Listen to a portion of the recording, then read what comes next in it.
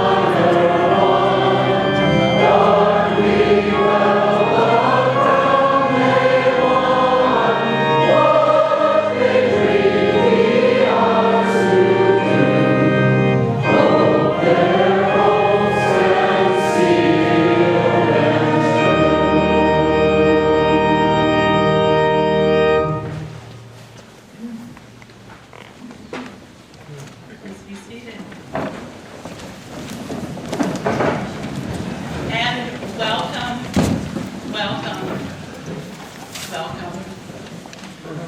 It is my joy and my honor to welcome you to this service of the installation of the Reverend Dr. John Morehouse here at the Unitarian Congregation in Westport. And I take special delight in this privilege and honor because of my deep affection for this congregation. John asked me to be explicit because there are many of you here who I do not know. It was here 25 years ago that Unitarian Universalism became my chosen faith. It was here that my son Pete grew up and came of age. And it was also here in this congregation that a dozen years ago I joined that stream of people who felt the call of ministry, the call of professional ministry here in this congregation, just as more of you continue to do today. Wonders, wonders. Today we're celebrating the call that this minister and this congregation have discerned for themselves to walk together in shared ministry. And it's fitting that we open with the words from Theodore Parker.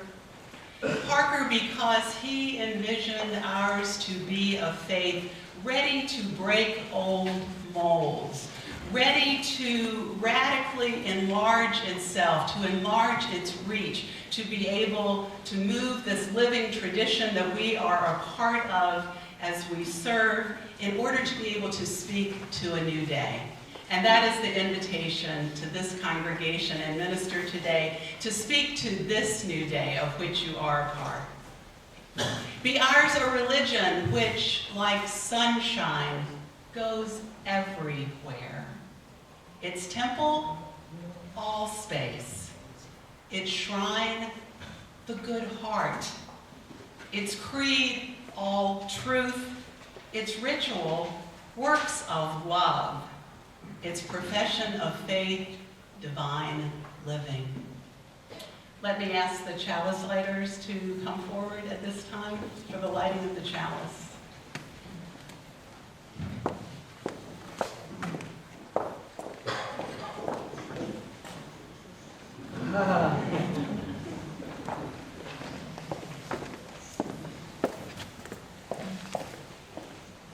We light this chalice to join the flame of this minister and congregation to the larger flame of our shared faith.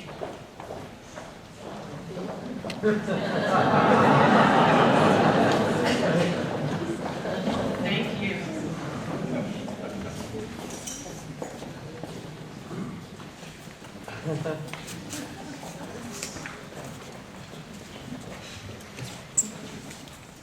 May your light burn brightly, a beacon for all who seek to grow in acts of love, in service of need, and in justice making.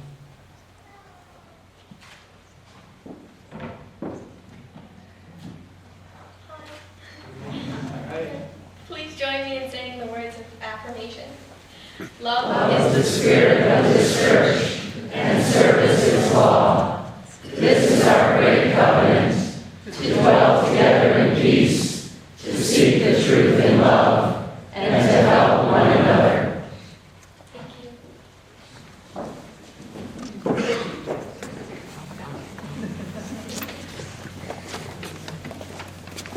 Good afternoon. I'm Jim Marpy, and I'm the first selectman in Westport, and I'm here to represent the wider community and to welcome Reverend Dr. Morehouse to this wonderful congregation. So Reverend Dr. Morehouse, Reverend Hall, Reverend Dr. Barker, there you are, and all the assembled clergy that are here, Rabbi Learhorn representing the interfaith clergy in Westport, Representative Jonathan Steinberg, who's here to join me today from the secular side as well, but most importantly, the members and guests of the Unitarian Church in Westport. Thank you for asking me to participate in this special event. I'm really honored to be included in today's installation. And I'd also like to offer the town's deepest thanks to the Minister Emeritus, Frank Hall, for his nearly 3 decades of inspirational service to his congregation, but to our community as well. And on behalf of Westport, I want to wish you well in this next chapter of your life. Thank you for all your service to Westport.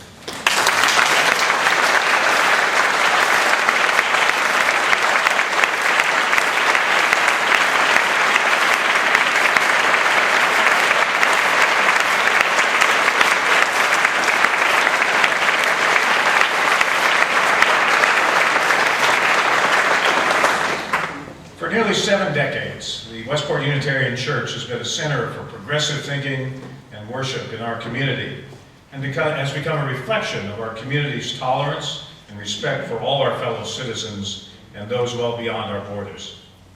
Moreover, it has opened its doors to so many organizations to allow them to make use of this beautiful and iconic space.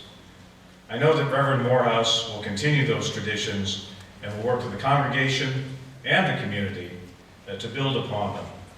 So on behalf of the town of Westport, I congratulate Reverend Morehouse on his installation and wish him well and this special congregation much success and divine assistance in fulfilling the important mission of the Unitarian Church. Thank you.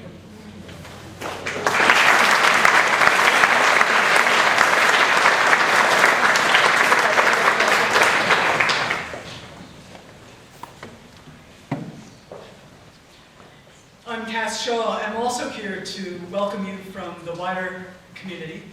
I am with the Council of Churches of Greater Bridgeport, just up the road. And so I do welcome you to this community. I offer you a warm welcome from your colleagues in the Greater Bridgeport area. We're really glad to have you here. A new colleague among us with gifts and experience and perspectives to share. But I've been thinking and wondering a bit, what exactly am I welcoming you to? What does it mean to be installed? I'm a Presbyterian minister, and I was installed in my first church, 35 years ago. And that's all we do. We call ourselves installed pastors. It's a weird word, isn't it? Is the installation of a pastor a little like the installation of a new bookshelf or a washing machine? We perform a function, right? And we need to fit in. But I kind of like the phrase that you use, that John is your settled minister. So should this be a settling in service? Settling in, settling down, getting rooted in the church, in the community, in the ministry? Well, yes and no. Shannon Adler wrote, "Settling is not a destination.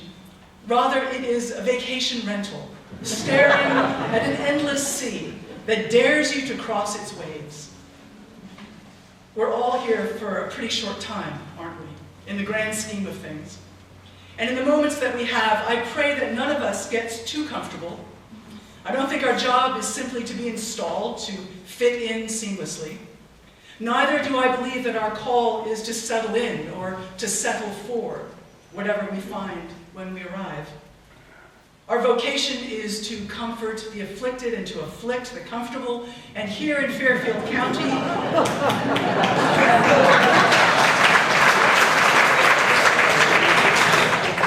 here in this county, there are lots of people at both extremes of that spectrum. So, welcome. There have been several settled ministers before you, and there will be others who come after. For the time that you're here, make your time count. As pastor, as prophet, as one who comforts and afflicts and lives among us fully. We're glad you're here.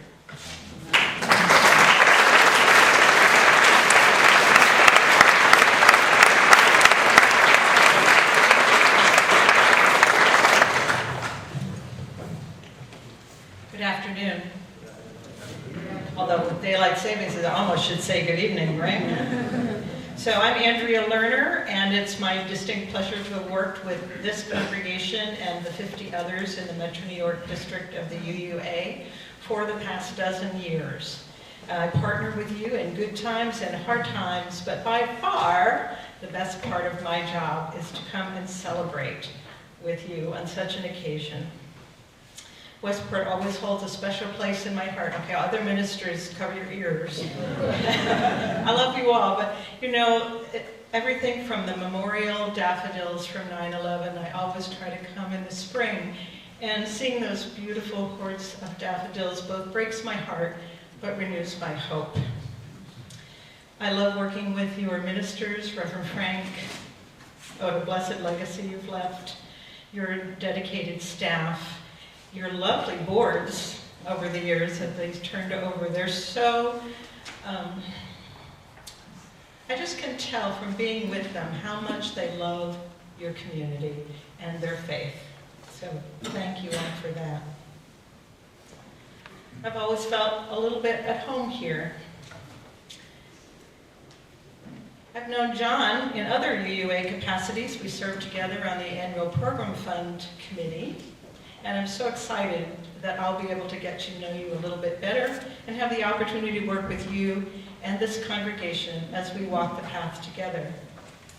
So officially, it's my distinct pleasure on behalf of the UUA Board, our President Peter Morales, the Metro New York District Board, and our President Mia Morse, to offer greetings and congratulations to the Reverend Dr. John Morehouse and the Unitarian Church in Westport on the occasion of his settlement as your 5th settled minister. Blessed be.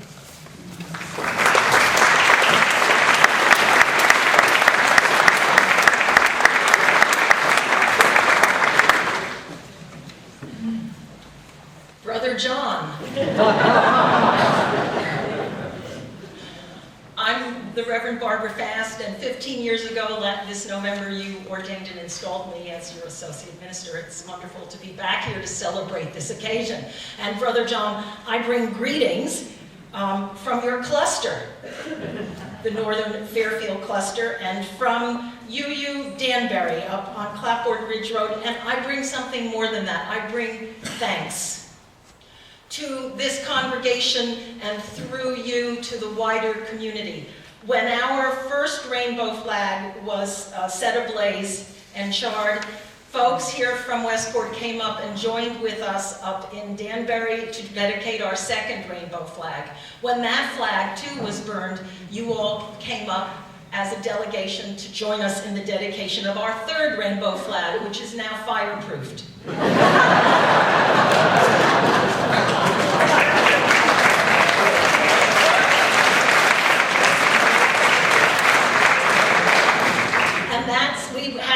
We have been given many flags since then. And I heard that you all wanted your own. So this rainbow flag, this symbol of inclusion and universal welcome and affirmation, the folks at UU Danbury laid hands on it this morning at our service and blessed it. And through me, from them, I give it to you for the Unitarian Church in Westport.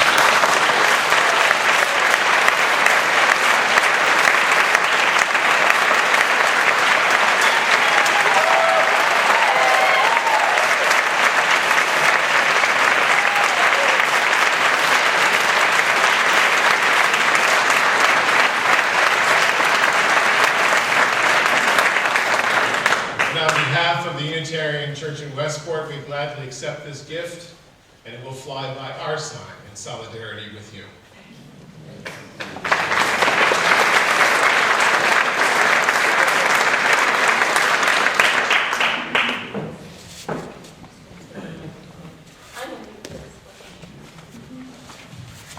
I'd like to invite Ella and Graham, my two youth coming with us, because you know you can't have a party without gifts. So this is from the youth and children, and it's a 3-part gift because I can't help myself. And here we have Ella, and here we have Graham, and you get to open it and you can hand them things to hold because I know it's a lot to hold. So I tried to make it easy. Take the lid. There we go. So the first thing is a chalice to keep your fire going and your light. And those are all the thumbprints from our kindergarten to 3rd graders, so they're giving you a thumbs up. And then the next gift, if you just go under, maybe the other way, this Cal Wacker thought you needed a little history. So our youth program director said, let's give him a history of Westport. Did you know there were Universalists here in 1835? Not Unitarians, but Universalists. Who knew? So now you know. And then underneath that, I know the last thing. Can we give that to, here, there we go. The last thing. This is, just hold it up. It says, what do we hope our minister will do? And so it's a little bit of reflection, and I don't know, did you want to say something, Ella? Okay, so we'll give this to Ella, and you can put the chalice back in there, and you can open it up and find want to read a little bit? A minister will bring love, kindness, and peace along with friendship and beauty. Life follows him. Peace lives with him. Kindness is his friend.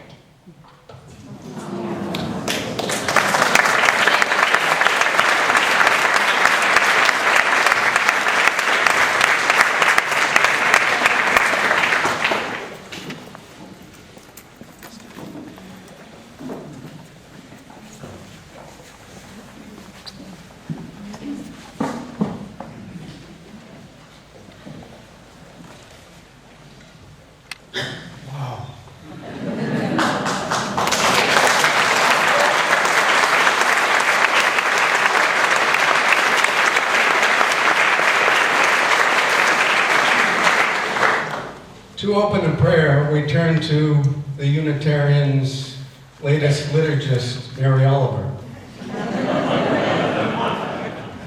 Her poem, Praying. It doesn't have to be the blue iris. It could be weeds in a vacant lot or a few small stones. Just pay attention.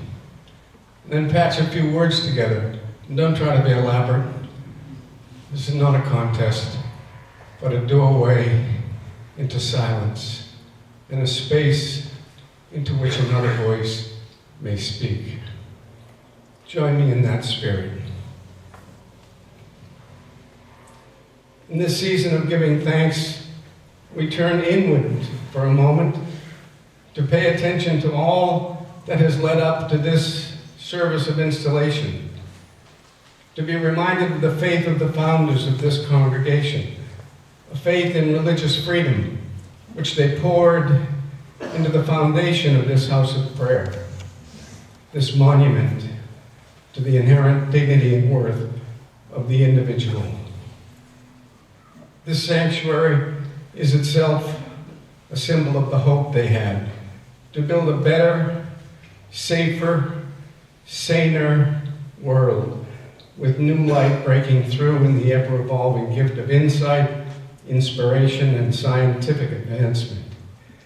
As new light shines over our heads, so does the glass on the walls look out to realize the connection we have with nature.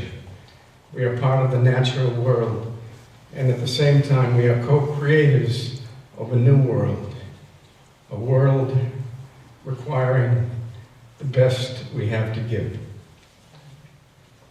So here we are, gathered again to put into place a new ministry in the person of the Reverend John Morehouse. Thankful for the successful search that brought him here. Confident that together, congregation, staff, and his wife and partner Francis, and he the minister, will continue to create a meaningful, invigorating religious community where love is indeed the spirit. And so may it be so. Amen.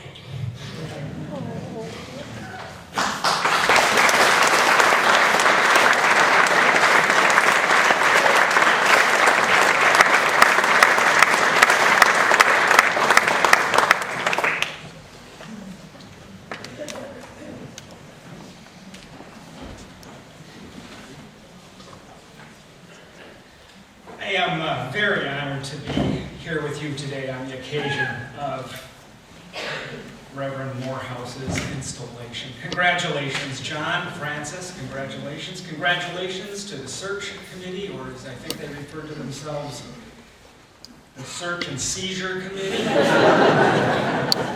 And congratulations to the Unitarian Church in Westport. John is eminently qualified to be your minister, if for no other reason than he has 2 degrees from Meadville Lombard Theological Seminary. And I'm here to tell you he was not held back. He simply wanted to make sure to get it right. Those of us who were on the faculty for his second time around know that he had it right from the beginning. He got ministry right, and he got churches right.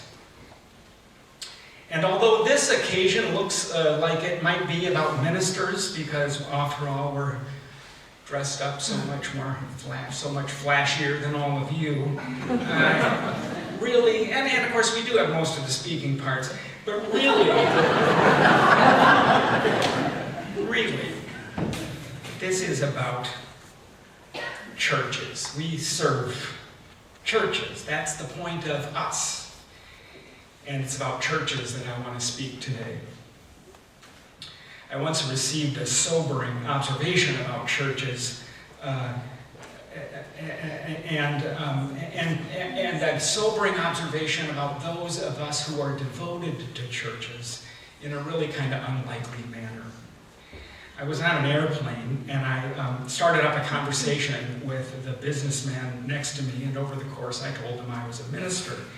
"I'm really surprised," he said. "You seem like a pretty smart guy."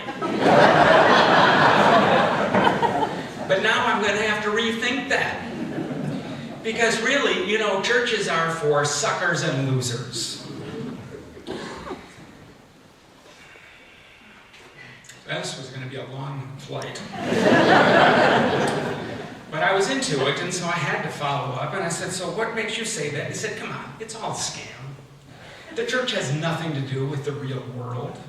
It just takes things from you, gives you nothing in return. Anyone who gets involved in a church better know why, and they get exactly what they deserve."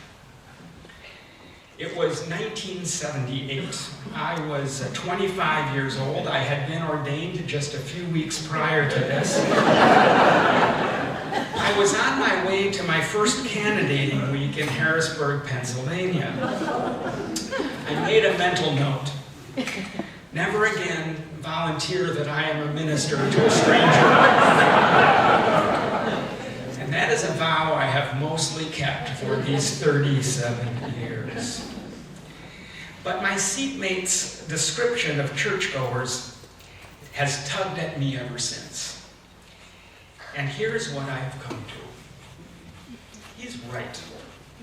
The church is for suckers and losers. And that is not a bad thing. Indeed, it's a really good thing. And in fact, the way I look at it, we actually are suckers because we are losers.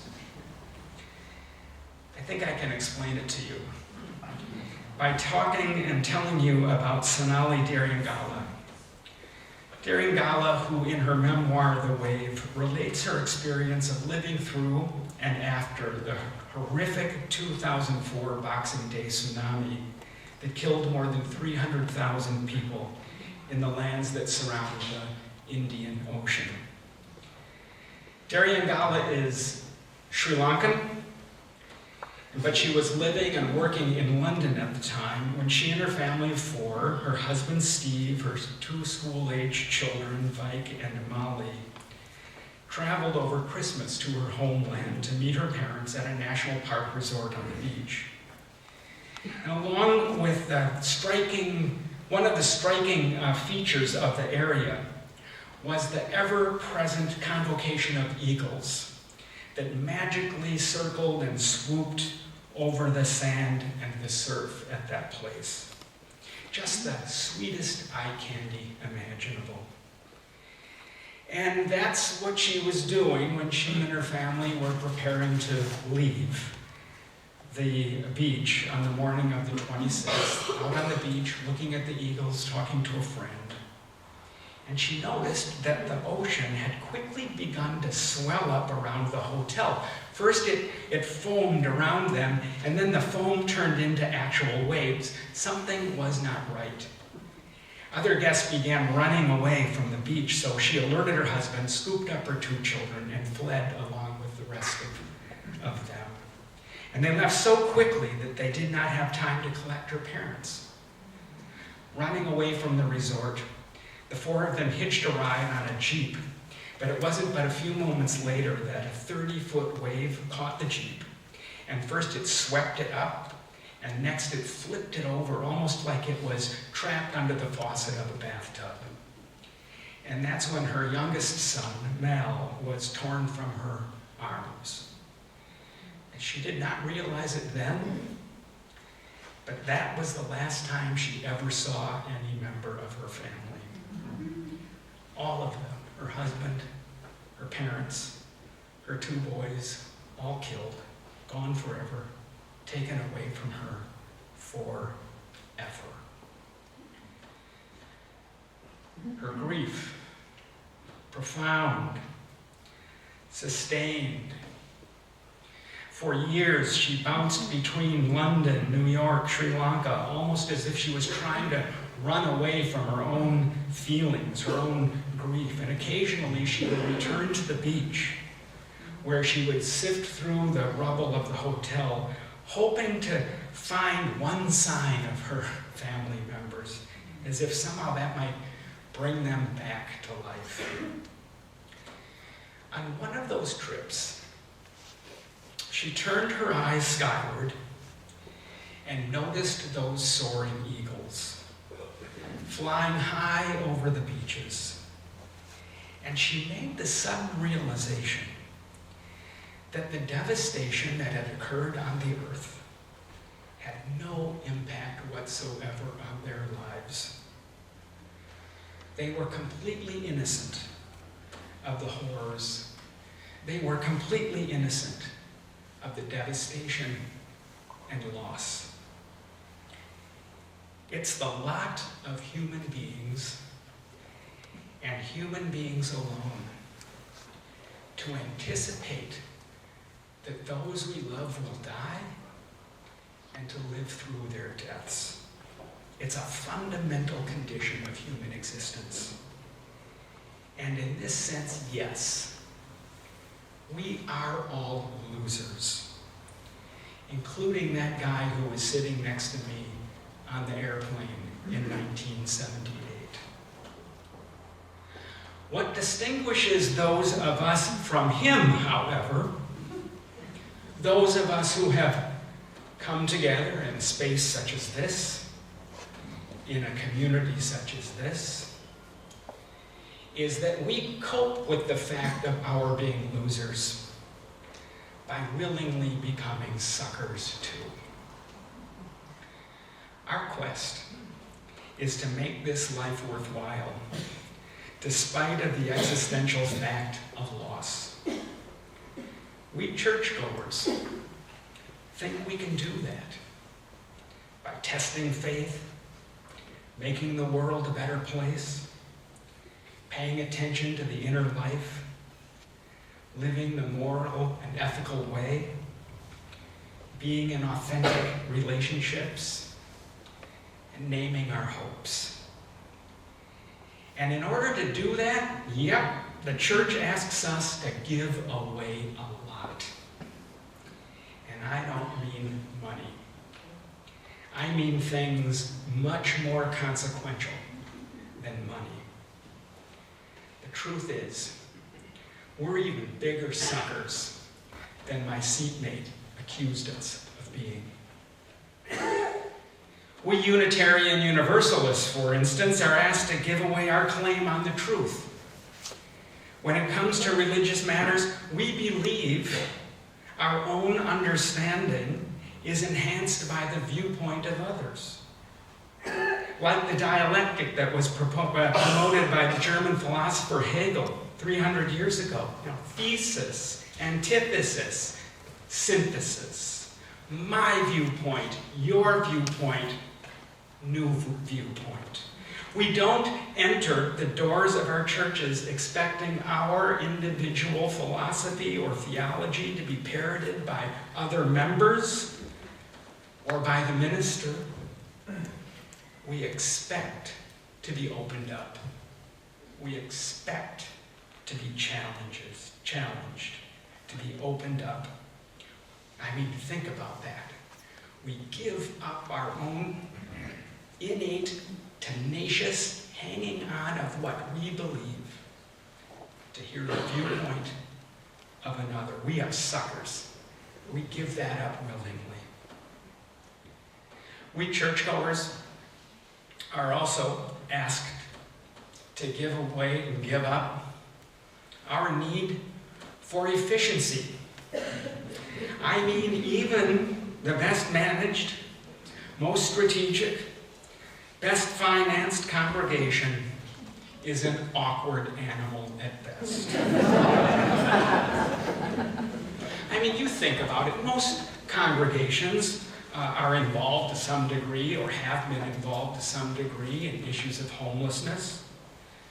But believe me, if you are going to create an organization to eliminate homelessness or even to serve the homeless, it would look nothing like a church.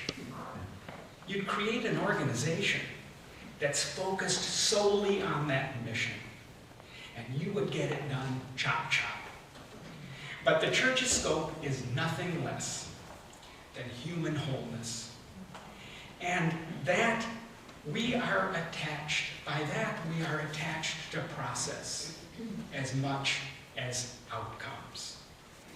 And that means we're suckers, because we willingly give away in this place our need for perfection and efficiency. We churchgoers are also asked to give away love.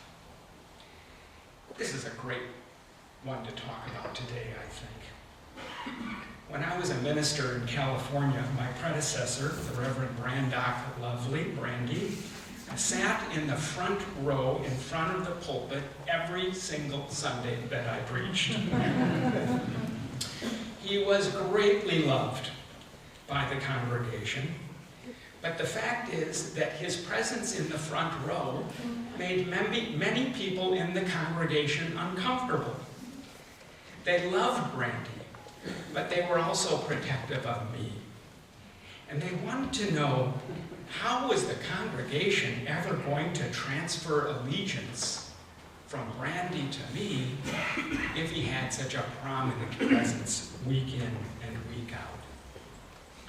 That made no sense to me. That assumed somehow that love was some kind of finite thing, that everyone only had enough to give out, a certain amount to give out, and that once you exhausted that amount that you had, it was gone, and you were all dried up and you couldn't love anymore. And that's never how I saw it or experienced it. Actually, my experience was just the opposite. I saw their great devotion and love for Brandy as being an opportunity for me to receive that same measure of love and affection. And if going to church is about anything, it's about developing the capacity to increase our reserves for love.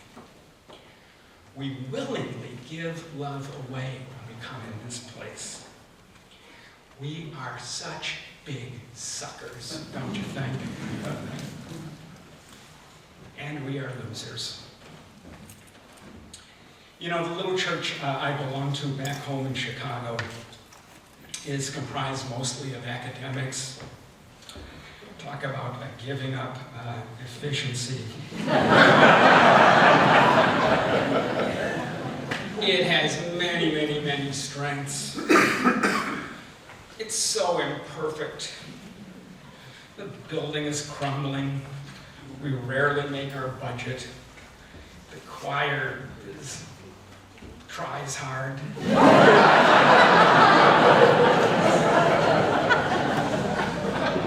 Leadership's a little dysfunctional. Communications get tangled. It's an imperfect place. In the past few months, we've been getting ready to host and resettle a refugee family from Syria. It's been quite an effort for our little church. First, there was the decision-making itself.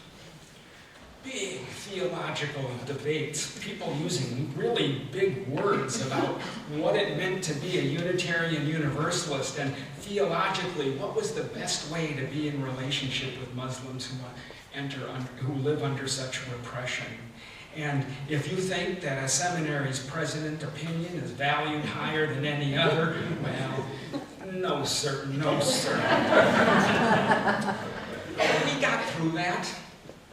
And then we moved into the planning phase, meeting after meeting about how to stock the apartment and who was going to take them to this place and that place. I remember seeing one email in which the author offered, a single spare fork that she had in her drawer and thought it might be a useful thing. I mean, really unbelievable.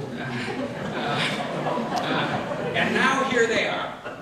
They're about to arrive. Next week they're coming. And so the emails have all gotten on, and the governor decided that he wasn't going to allow refugees into Illinois as if he had that authority, and kicked up all sorts of stuff. We're in the implementation phase. The anxiety levels are really high. And of course, different individuals who had committed one or another task are now going to be out of town, and there's no collective thinking on this thing. It's completely inefficient.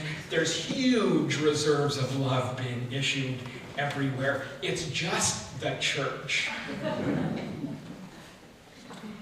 And it makes me feel like life is really worth living. In the face of all of the losses that I am experiencing, most acutely this day, our collective loss of innocent victims in Paris causes us to relive the horror of 9/11 here. The personal loss of my father. Today is the 12th anniversary of my father's death. I miss him so much. My church is out there trying to resettle, in its really awkward fashion, Assyrian refugees. And that makes enduring those losses worth it. The church. All of you suckers and losers, in on this with me. The church tells me that life is worth it. I'm on a lot of airplanes. I don't talk to a lot of people on airplanes. But if I saw that guy again, I would definitely resist the temptation to preach this sermon to him. I would give him, however, the condensed version. And the condensed version is a little reading from Mother Teresa, which I have adapted. It goes like this. People are often unreasonable, illogical, and self-centered. Forgive them anyway. If you are kind, people may accuse you of selfish, ulterior motives. Be kind anyway. If you are honest and forthright, people may cheat you. Be honest and forthright anyway. What you spend years building, someone could destroy overnight. Build it anyway. If you find serenity and happiness, they may be jealous. Be happy anyway. The good you do today, people will often forget tomorrow. Do good anyway. Give the world the best you have. And it may never be enough. Give the world the best you have anyway. You see, she writes, in the final analysis, it was never between you and them anyway. It was between you and something larger. That, my friends, is the sucker and loser's prayer. Amen.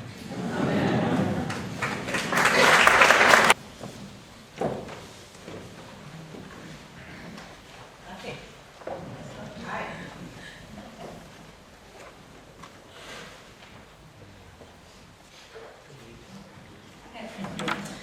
In our free churches, the relationship that we are about to recognize rests wholly between the people of the church and the minister they have chosen. No ecclesiastical authority has placed this man here.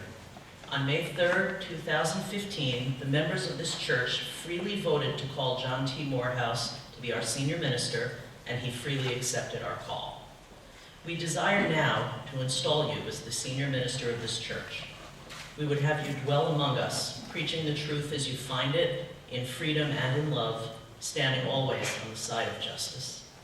We would have you educate and counsel, leading our efforts in the spirit of love and compassion, and minister to us in times of joy and sorrow, in strength and in need, setting forth by your example, no less than by your precept, the life of faith.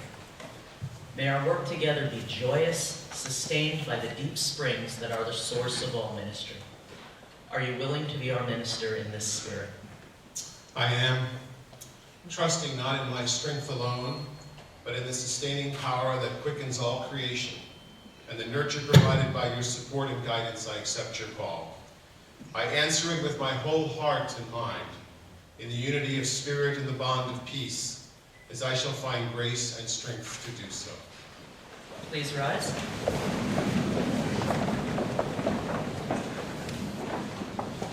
Then We, members of the Unitarian Church in Westport, do hereby install you as senior minister of our church, and pledge our encouragement, support, and love as you minister among us. all please rise. Spirit of life, be with us now, and make us one body, joined in love, guided by wisdom, strengthened by courage, and renewed by trust. Amen. Please be seated.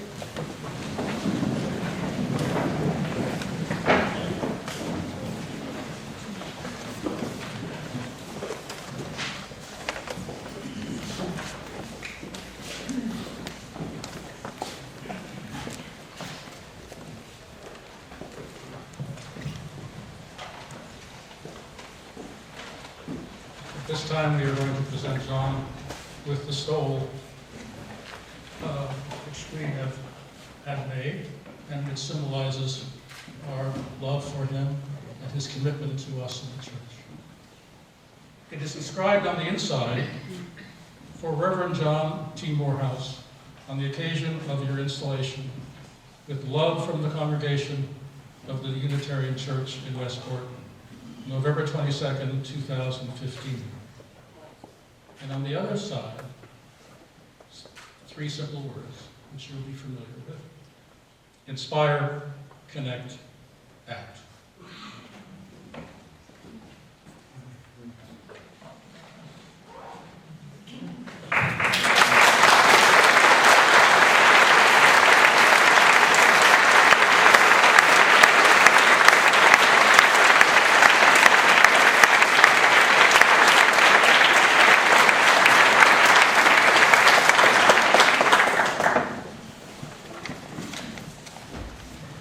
So at this time, I invite the members of the once and again folk singers to come forward, please.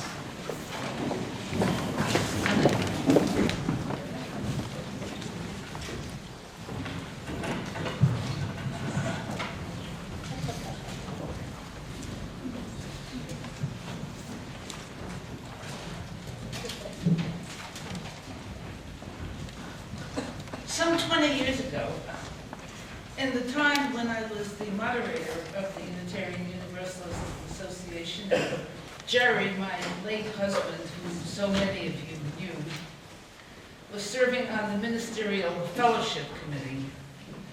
We found ourselves at a formal, kind of stuffy dinner party at the home of people we didn't know very well. And it was awkward, and seeking to enliven the conversation, our hostess turned to the subject of hobbies and inquired of Jerry if he had one, like, did he collect anything? Yes, Jerry said. My wife and I collect Unitarian Universalist ministers.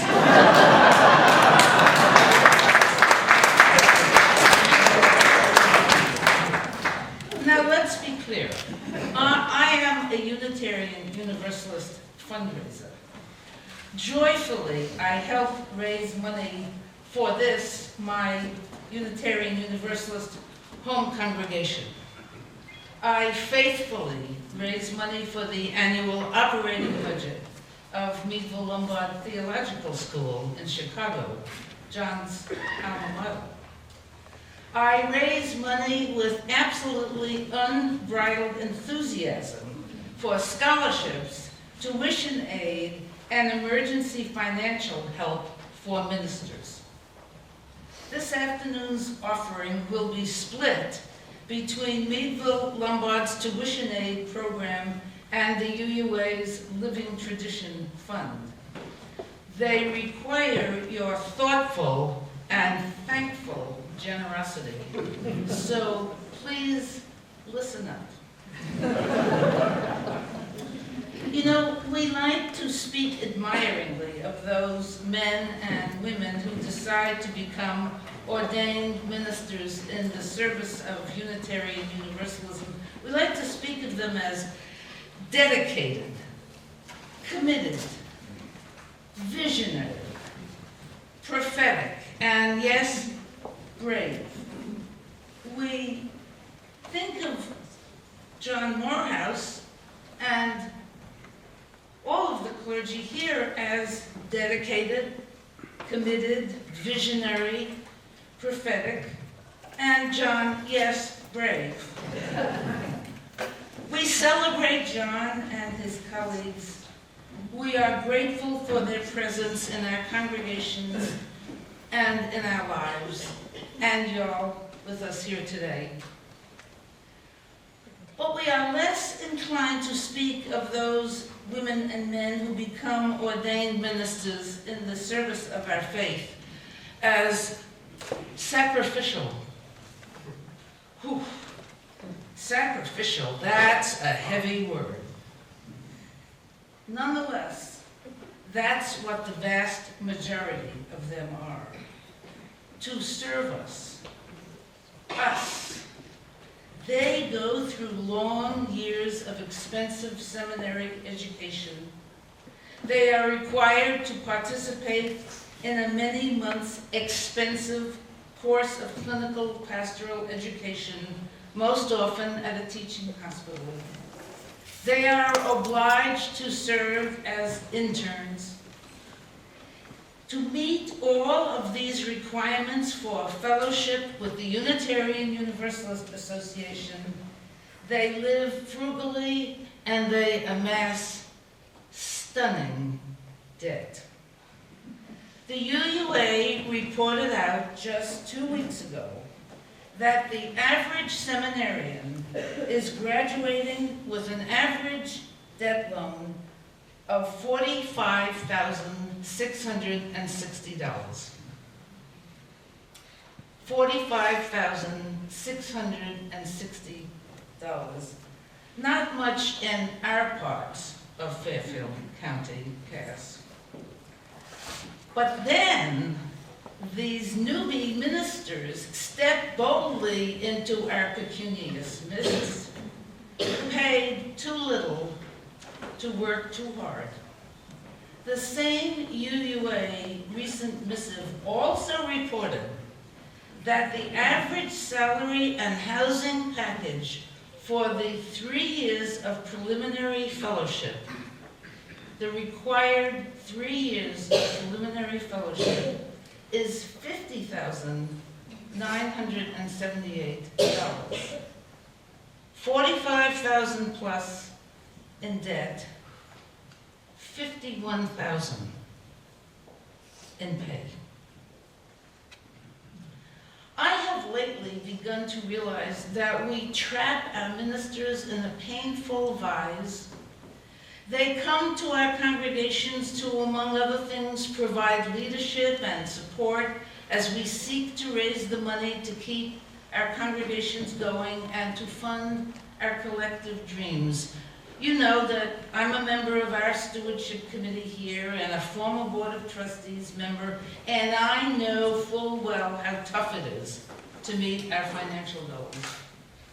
All of our congregations pushed the newly called minister to knock it out of the ballpark in the annual fund sermon, to charm the large donors, to challenge the laggards, to lead and inspire the small and overworked staff. So when does the minister get to speak of her scary debt load? His family's needs? Well, you know what? Honestly, never. That's whining, isn't it? We don't permit that. Which brings me to today's offering. As I've already said, John has decided to split your impressive, awesome contributions between financial aid resources for students at Meadville Lombard Theological School so we can lessen the amount of loans our students take on, and the UUA Living Tradition Fund, which also provides scholarship aid and helps our ministers, those starting out, those in service, and those retired, with grants and emergency assistance. I'm glad you're silent, because for a moment, think about what I've just laid before you. And then, as the ushers pass among you, write a larger amount than you might have initially on the check you make out to the Unitarian Church in Westport with Morehouse or installation or Morehouse's installation on the memo line. Please pull an additional 20 out of your wallet to add to the 20s you'd already decided to donate. You can stop at the ATM on the way home and get it. Empty your wallet. Think and act generously, and know how appreciative the people who receive this money will truly be. The people who are our clergy. And I might add of them, they are worth collecting. Thank you. Here's my check.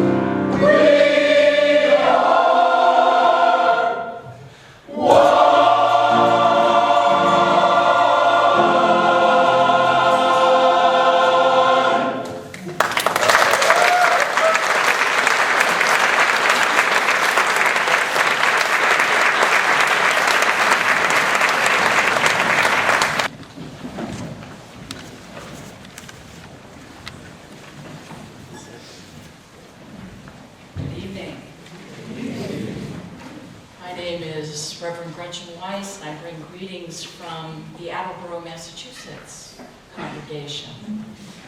We are all thrilled and honored as you and Reverend Dr. John Morehouse enter into this shared ministry in the next chapter of your 66-year history here.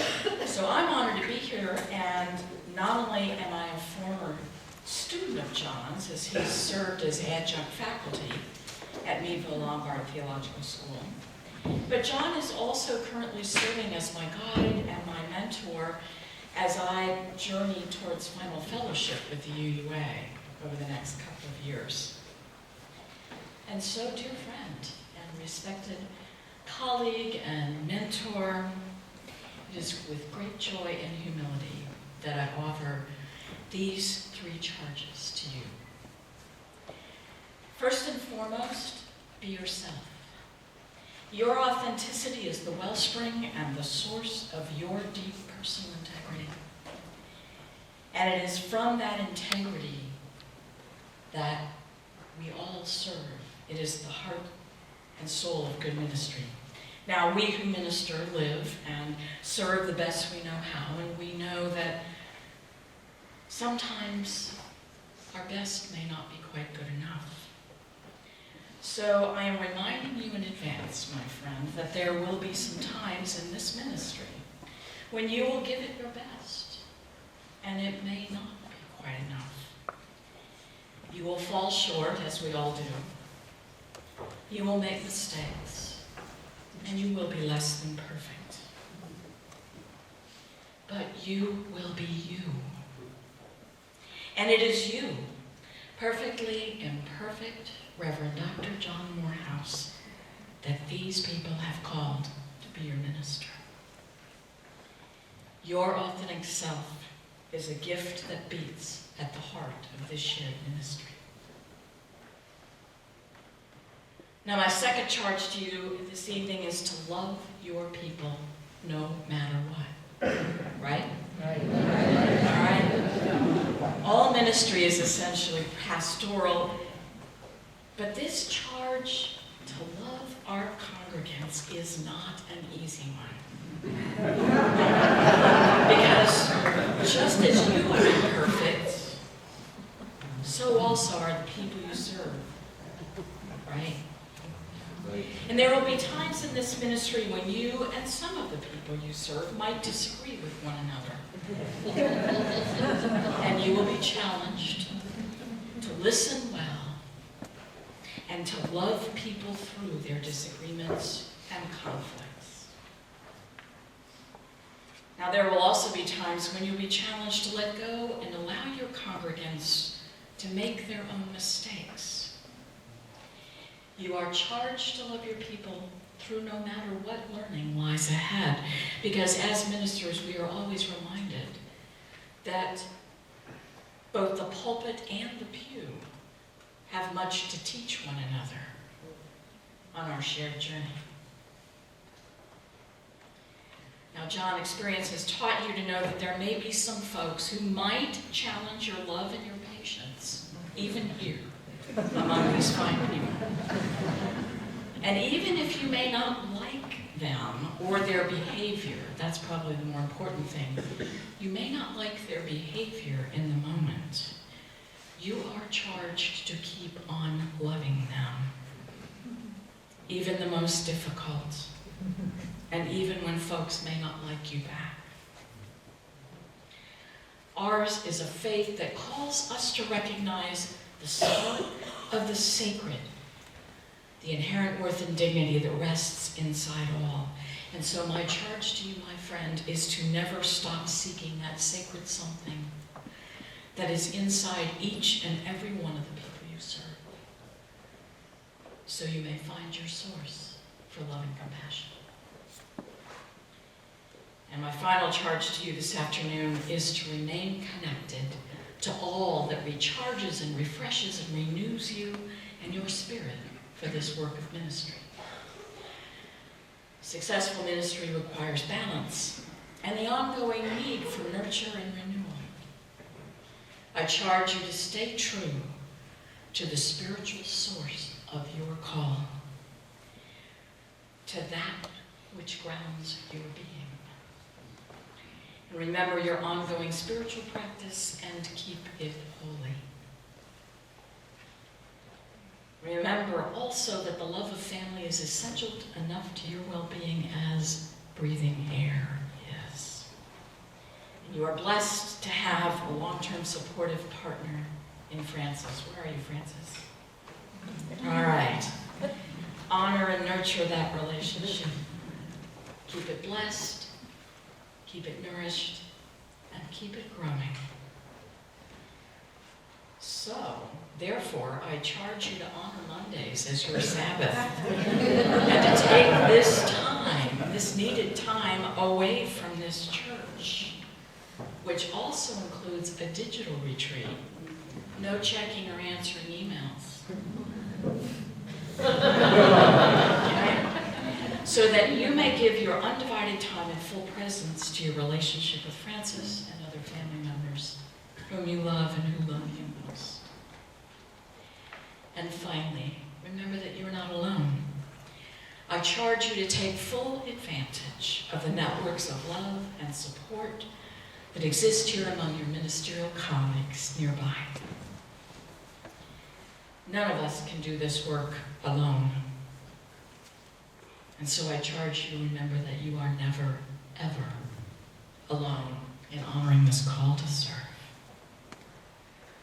So John, all of the moments, all of the experience of your lifetime has led up and led you to this moment, this place, and with these people. May this ministry be everything that you and they hope that it will be. Blessings for the journey.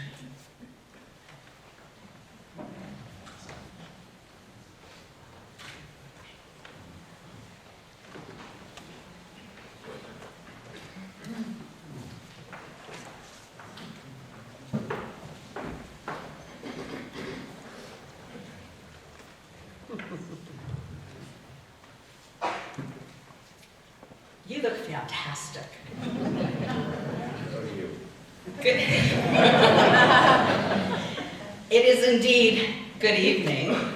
For those of you who don't know me, I'm Deborah Hafner. I am your community minister for almost 14 years now, and I have been a member of this congregation for more than 26. Like Francis Sink and Barbara Fast, I came from these pews to ministry, and you loved me into being one of your ministers. I am overcome. I don't know how you all feel, but I am overcome with love for this congregation tonight. And I want to welcome back, so Reverend Bob Swain, where are you? Who was one of our first ministers. Can you just stand up? I want them to see you because they don't all know you. And I want to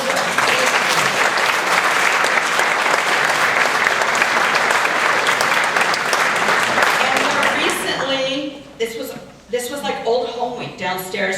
I want to welcome back Reverend Margie Allen.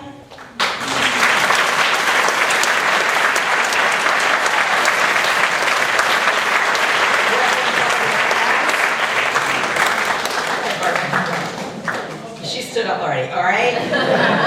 Perry Montrose, who served as our DRE.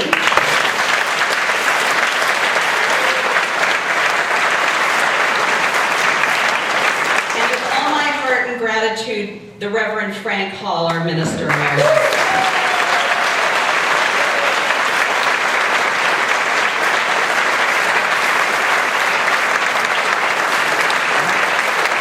You know what it means that people come back to welcome the new minister? Oh, and Reverend Peggy Block, I'm sorry, there you are. Would you stand up, another community?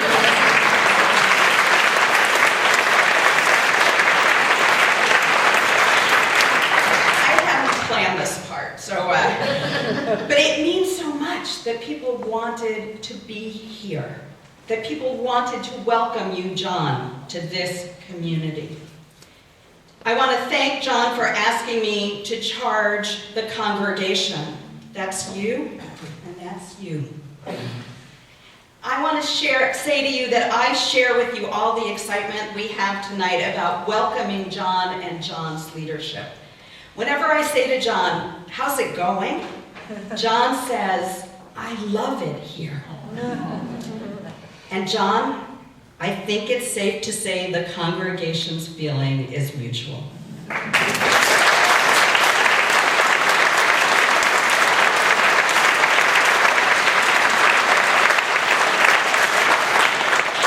Now I'm going to go to my text. We have chosen so well. Together, John and our congregation have begun a new journey, a new relationship. Tonight, in some ways, is like the wedding of a couple who began to live together a few months before the actual ceremony. We were attracted to each other during the initial part of the search process, kind of like Match.com, but for ministers. That attraction deepened during the first interviews with the search committee, and then it grew during that pre-candidating weekend. We recognized we were a match, and we chose each other last May, becoming engaged of sorts. We began that very real process of moving from attraction and initial commitment to living together day to day this past August.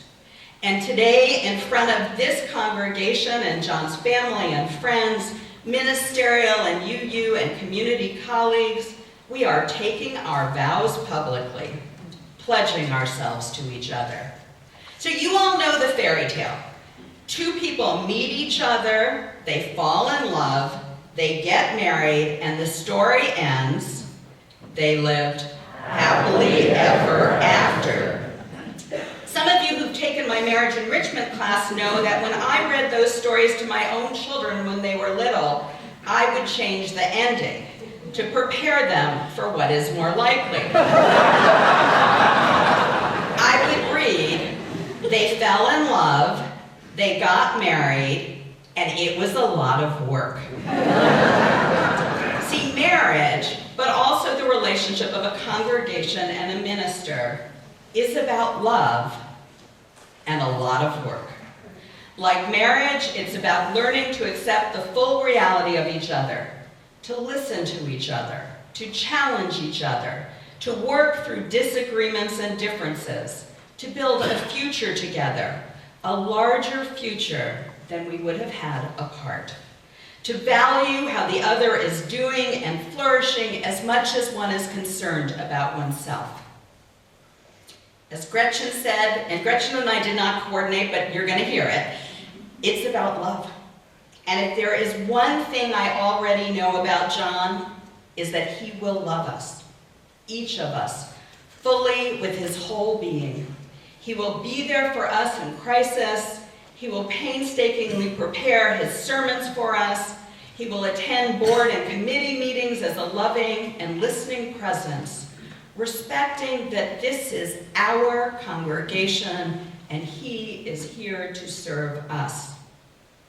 He needs us to love him back, but not to put him on a pedestal or expect him to be perfect. He will love our imperfections, love his back.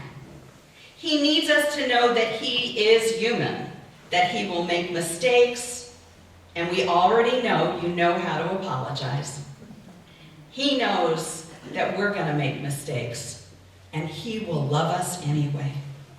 He needs us to speak our truth to him, but with kindness and compassion, with an understanding that just like everyone else, John needs our appreciation and a kind word before we offer our criticisms and suggestions.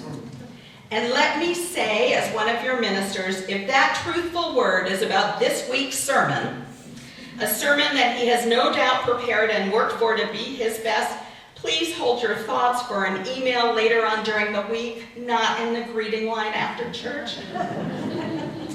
And he needs you, though, to speak concerns directly to him, not to one of the staff, not to me, not to each other, not to a member of the board, to avoid triangulation and gossip. And I have to say, it would help if each of us understood what it means that we have moved to policy governance. What those words mean to our board, to John, to the staff. If you don't know what those words mean, go home and Google search. But John needs other things for us. He needs to remind him, as Gretchen reminded him, that he needs to take time. Work time for reflection and study, and time off. Time off with Francis, time off by himself, time off with his family. He needs us to make sure that he can have those Mondays off, his chosen Sabbath, a day without emails or our calls or evening meetings. May we encourage you to your scholarship, to his learning, to his involvement in the larger UU movement.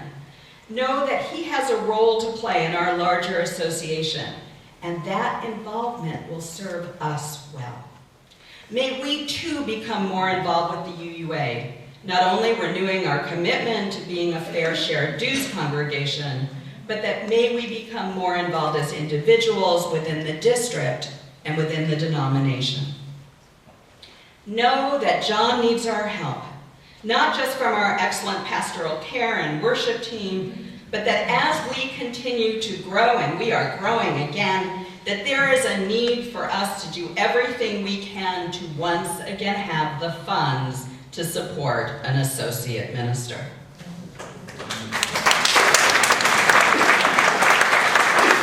He needs us to be his partner in the ministry of this congregation. The words shared ministry have become such a buzzword that they're almost a cliche, but they are true. We make this community together. We care for this community together. Surely we have learned during our years of having an interim how important it is that we are there for each other.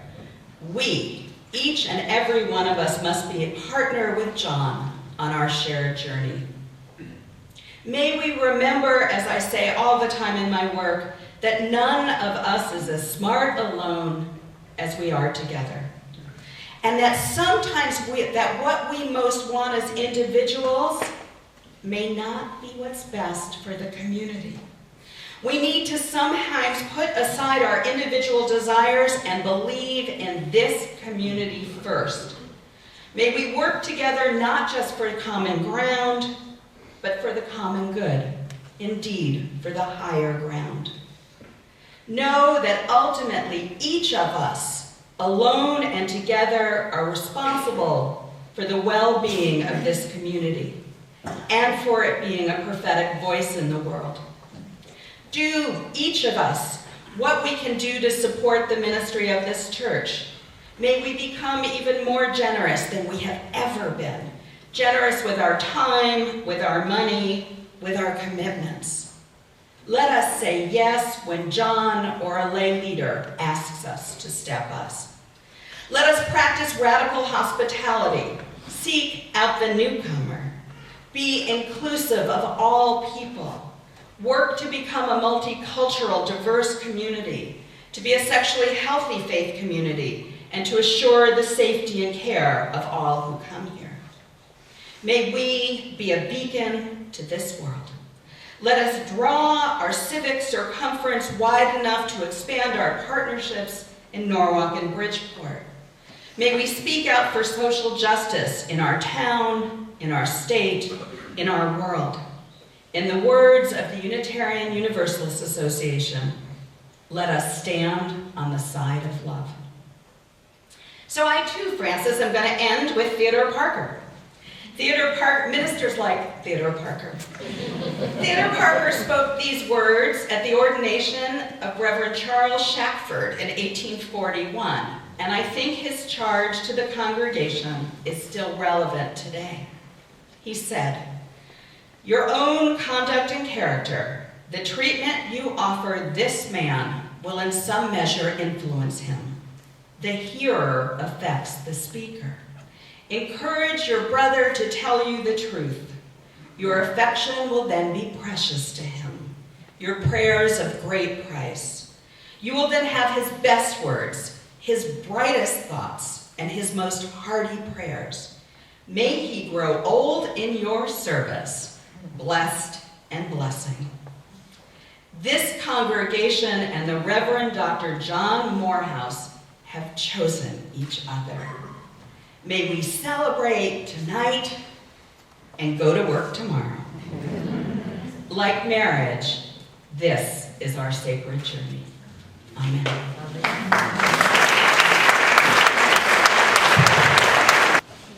Thank you. Some 370 years ago, our religious ancestors, if not our theological ones, came together to invent a new way of being church on these shores. And we've rejected and changed a lot of what they wrote back then, since in those 370 odd years, but we've kept a couple things too. And one of the things they wrote in that Cambridge platform on church governance was when a minister leaves one congregation and is called to serve a new one, that the laying on of hands, the ritual that blesses a new ministry, be performed again. And I think they got that one right, and so I'm glad we've kept it here tonight. I think they got that one right because the vote that you took last May to call John Morehouse as your minister and his enthusiastic acceptance of that call created a new ministry. And when a new ministry is created, we must bless it moving forward. And so I am going to invite you in groups that I will explain in a moment to come forward and to lay your hands upon John. Now, John is going to be kneeling up here, and not all of you are going to be able to reach him. And so those of you who get to come forward first, you'll get to put a hand on John.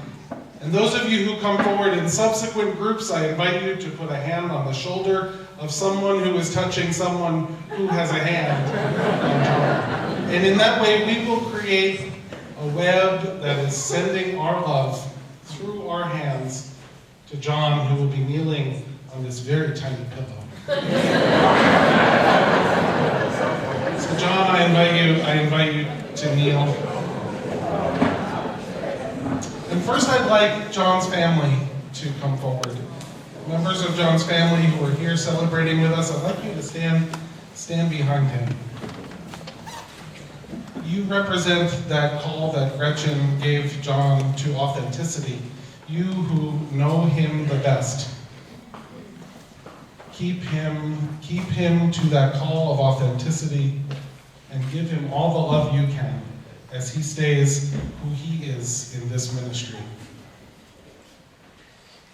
Next, I invite the members and the friends and children and youth and staff of the Unitarian Church of Westport. Now that's most of you here.